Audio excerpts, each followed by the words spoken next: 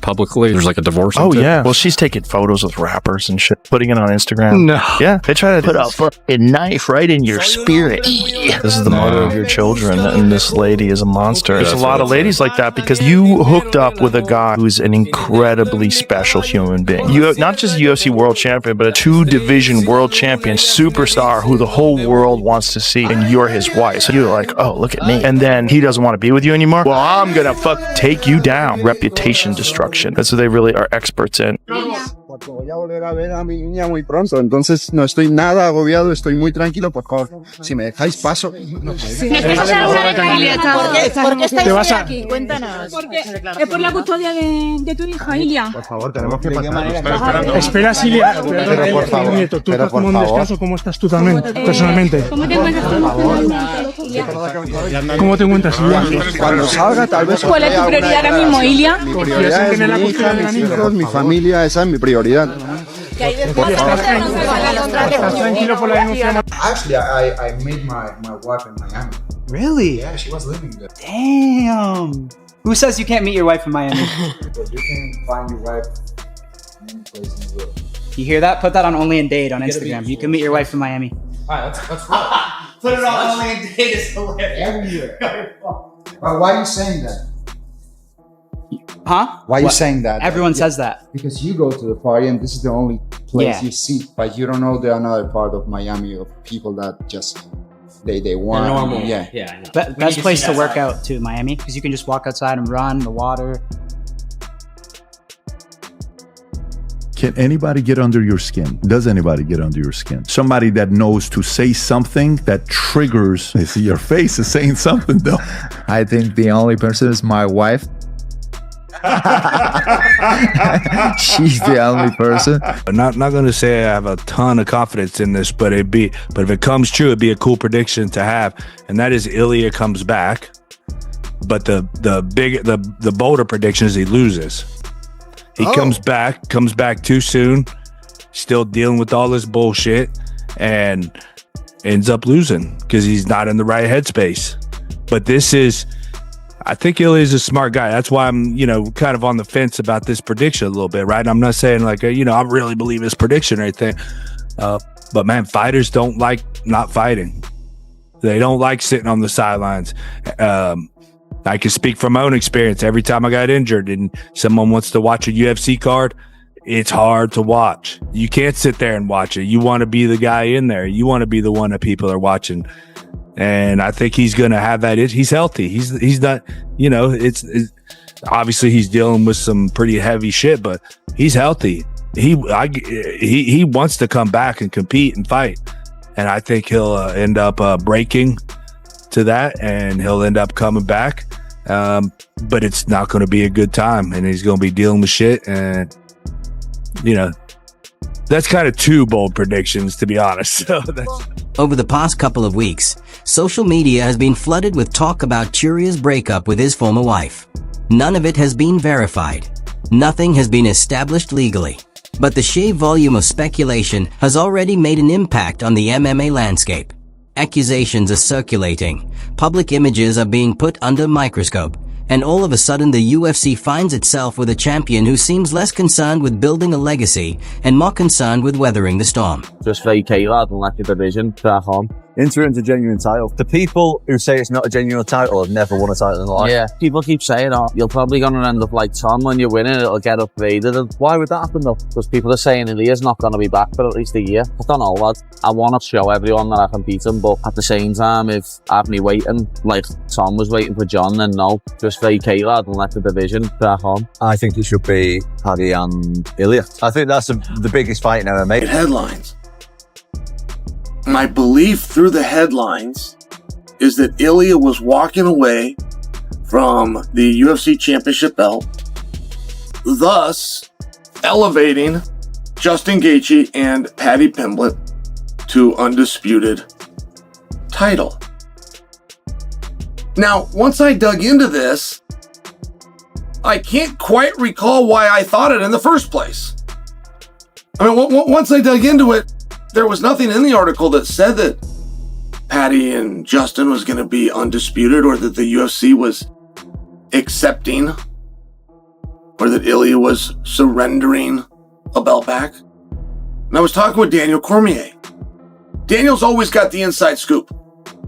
It's like, hey, Daniel, you just got back from calling this event. What is going on there? Is Justin and Patty moved up? And Daniel said no.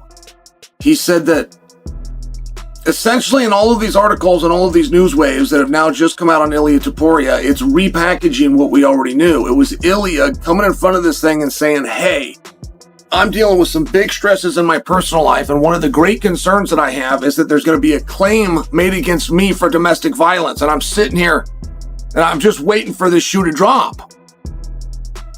And until it does, and until I can deal with that, try to work my own personal things back into order, I won't be competing. Now, I think a lot of you are going to hear what I just said and go, hey, Chael, you're 2 weeks late on the story. No, that is the story. The story is that this made headlines for something that we were already told a couple of weeks ago, and there is no escalation from that, meaning Ilia Topuria is not vanquishing or having stripped from him. That's what makes this whole situation stand out. Topuria didn't disappear quietly, but he also didn't jump into damage control. No carefully worded post. No rushed public response. Instead, he more or less froze the title picture, signaling that the fight game comes second when real life hits hard. Joe Rogan reportedly addressed it by pointing out how unforgiving it is when a fighter has to carry fame, legal weight, and personal turmoil all at the same time. This isn't promotion. This isn't manufactured drama. This is what happens when real-world problems crash straight into the highest level of competition. I don't train MMA at all. I do boxing classes, wrestling classes, because when the training camp comes, I try to mix it up and polish everything that I have been able to learn, everything that worked for me in wrestling and boxing. I want to develop all the time my knowledge. I want to get better all the time. And I can get better if I only go and train MMA. I need to learn new techniques like in BJJ. You never end up learning. One thing is what you know, and the other is what you do with what you know. Who do you think should be next for Ilia? Who should be next for Ilia? 55 has always been so cloudy at the top. Maybe Gaethje. I think him going to 170 to fight Islam, if Islam wins, is a stretch. Islam's big, man. I've never seen Ilia in person, but he seems smaller. I know obviously he can knock anyone out. I do think if they fight, Ilia can knock anybody out from 45 to 170. He has the skills, the power, the technique, and but we've just never seen him in there with somebody that big and somebody with that caliber of wrestling. But I think he should defend the 55 title a few times before that's talked about. We'll see. Something happened with you and Patty, or something happened with you guys, right? Yeah. What was that all about? I saw the video. He said some stupid shit about Georgia, about my country. He said something like, now I understand why Russia is throwing bombs to Georgia. And like, bro, you never live in a situation where your country had a war. I lived there in 2008. Don't joke with that. He said that on Twitter. And then you went and you guys were at the same event and you ran into each other? I saw him and I went to after him like boom. And it wasn't promotional.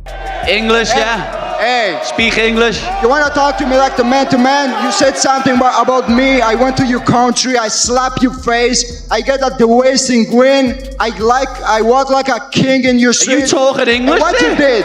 What you Is that did, English? Man? Yeah, of course I do. Speak English for the people. Shut up. Not German or Spanish like you're from. I'm talking in English and fuck you in English y que te follen en español. Yeah, Espanol because you're Spanish. Yeah. You pretend to be Georgian when you're not. You were born in Germany and you live in Spain. Try to do it you were born in Germany and you live in Spain. You're a little mongrel. Shut up. That's what you are. You're a little mongrel. Shut up. If not, I'm going to stand up and I'm going to crash your face right here. Do it then, you little fart. You have another question? Do it. Do it then, you little What? Do it. Do it. Come on, do something then.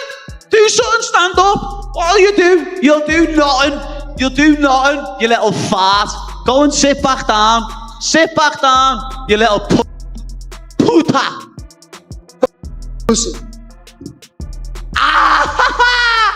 Fuck. Everything you touch. Little mushroom. Little chorizo, you Spanish sausage. Have you allowed yourself to think what a fight with Ilia looks like? Yeah, I think I beat him up as well. You know what I mean? There's weight classes for a reason, and if he wants to fight me at 155, it'll get seriously messy on his face. No, Ilia's going through a lot of stuff, and wish him nothing but the best with it. Know what I mean? That's nothing to do with us fighting. It's nothing to do with being in the cage. So all that around family life, I hope everything goes perfect for him. But he does finally come back and get in the cage. I want to punch his face. And this is the angle a lot of people are overlooking. Topuria stepping back right now isn't a sign of fragility. If anything, it could be the setup for a far more dangerous version of him. History shows that when fighters take time to reset, clear their heads, and return with unfinished business, they often come back operating on a different frequency. Fewer distractions, less noise, more intent. You can already feel the division shifting around him. Contenders are paying attention. Fans are split on whether this is the end of Topuria's run or the quiet beginning of something bigger. Some are convinced the layoff will blunt his edge. Well done, lad. Look at me. Look at me. That was a heavy knockout. I'll give you that respect. But you will never knock me out. I'm going to submit you. Knock me You out. live. What I'm going to do with know you? you can't knock me out. I'm going to put my balls in No, your you forehead. can't knock me out. You know I listen. don't get knocked out. You get knocked out. I You get finish knocked you. out even before the fight. I finish you, little Get man. that your ass from here. I finish Get you. that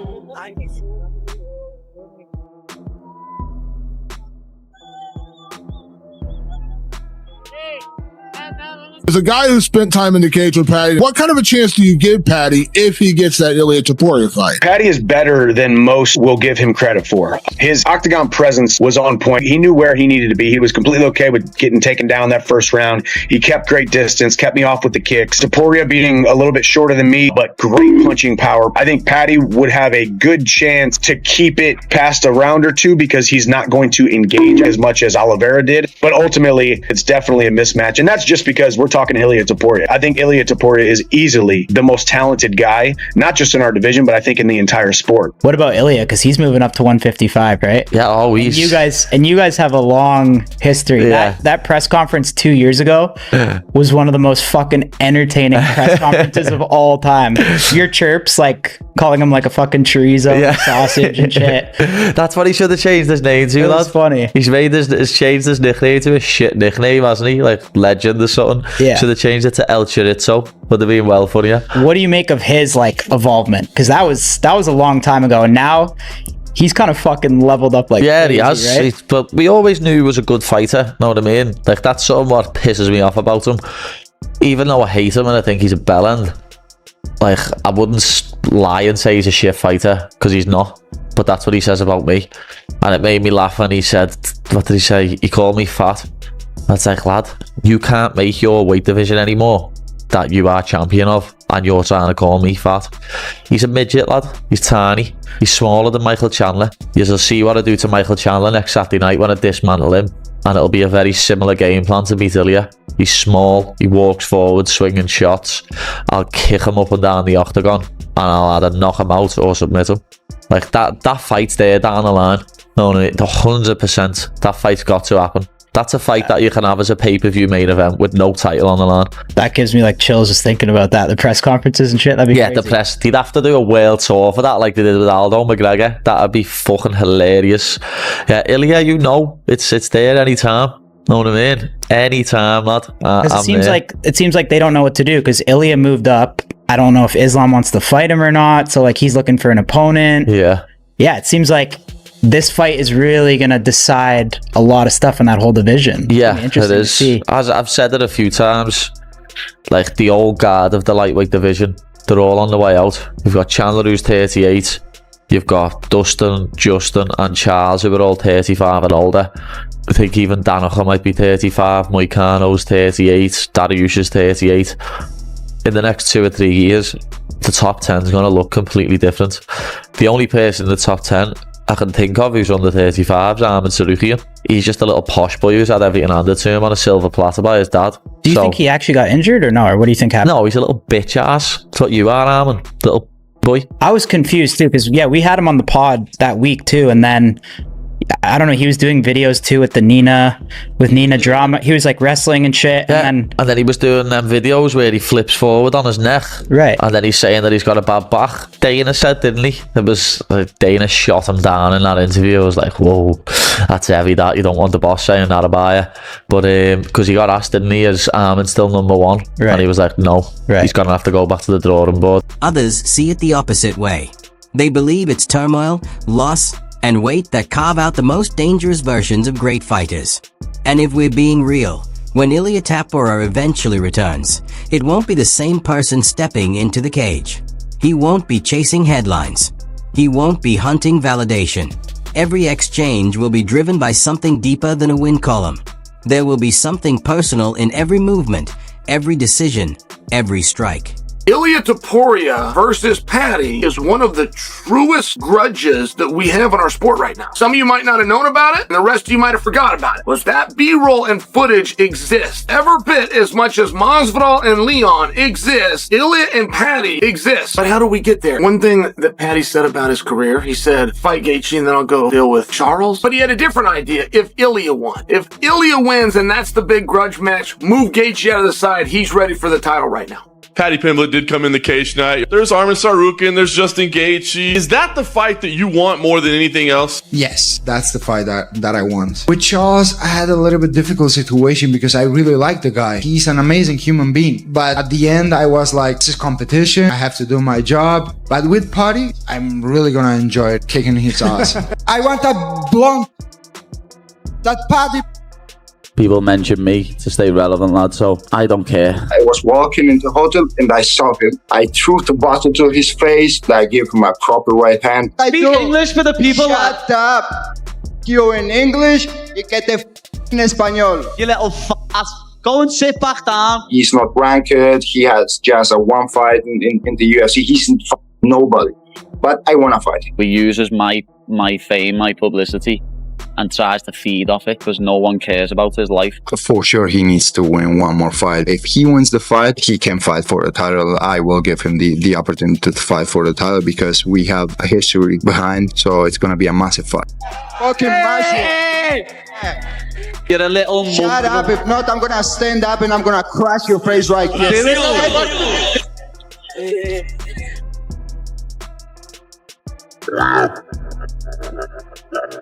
Yeah. I wish they would do that Topuria versus Paddy fight. I know it's different weight classes, but the beef's there. I mean, just the levels are they're just so different. Yeah. And the UFC knows that. They're not stupid. I feel like Paddy literally is way bigger than Ilia. I'm not saying he'd win or lose. I'm just saying it's crazy to think they're only one weight class difference, but he's way bigger. Yeah, but if you saw Paddy on weight, close to weight, you'd be like, oh, he's not that huge. I think you would be like, holy shit, these guys look way different. Yeah. Really? Yeah, Paddy's a big guy. Yeah, height, just everything. Like me and Schmitty stand next to each other. Way bigger than them. I think the fans would love to see you versus Ilia finally come to fruition, right? That'd be amazing. How would that fight play out? I'd finish him. Which round? I don't know. I'd love to be 30 seconds left so I can change his face for 4.5 rounds. Could Paddy shock the world? What do you think? You mentioned you want to face Paddy next, obviously, if you do win the title this Saturday. You said that he needs one more fight. How big, obviously not to look past Charles, but how big do you think that fight could be given your history together? That fight easily could be one of the biggest in the UFC history.